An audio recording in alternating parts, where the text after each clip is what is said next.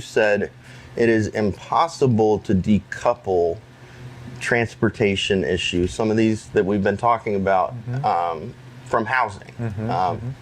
And I think you were even getting at even affordable housing. Can you elaborate on that statement for our audience? Right. So this is actually where I go out of my own wheelhouse and my comfort zone, because consider myself more of a cyclist, and I live out in the suburb, and this is something that I'm thankful that we live privileged and it's just comfortable life.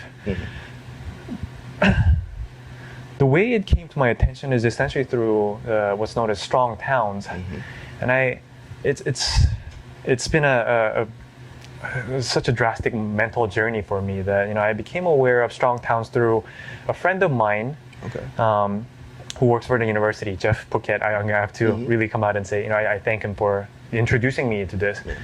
That it was in the space of as a cyclist you get to notice that there is bike path that goes along and then it disappears. And then you have a sidewalk that goes by and then that disappears, or it just goes into such a sorry shape that it's not safe to pass. So these are the things that I became more and more aware of as a full-time cyclist, like a commuter. Then strong towns opened my eyes in terms of how our society has become very much focused on basically everything being car dependent.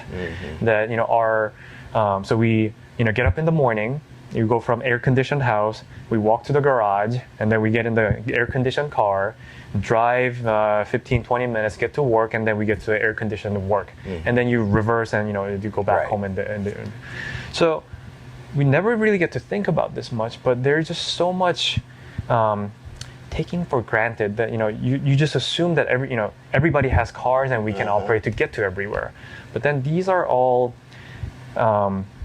decisions that are built into our policies and how we build our places, how we build our cities. So we separate housing from shopping, retail, commerce, and you drive to where your work is and you go back.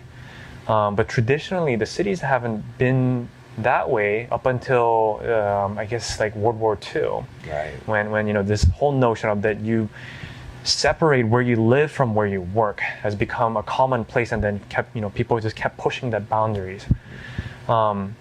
So fast forward 70, 80 years now, and we're at a place that I read this I forget who is quoted to saying this. I don't take credit.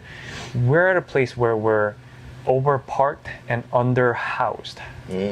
That we're surrounded by everything that accommodates cars, more lanes, more highways, more parking lots, and you go outside and your favorite restaurant and there's sea of parking lot, and you go to your work and there's abundance of parking, and yet somehow we still find ourselves just asking for it's still not convenient.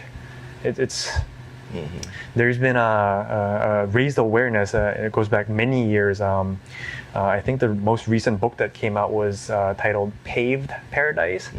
And again, it talks about how we got to this place.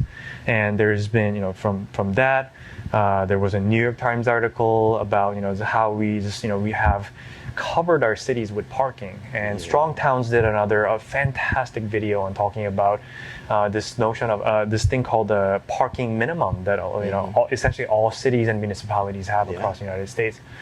So I encourage everyone to look at that. That's where this over-reliance on cars, really we just put more towards just accommodating our cars, and we just push out housing. And these are the places where we could build a nice, maybe even an apartment complex, duplex or whatever, and have people live. But yet, we just decide that we're going to put parking here. Yeah. So essentially, what you're saying is, for every parking lot that we're building, that is a affordable housing development potentially that is not being built.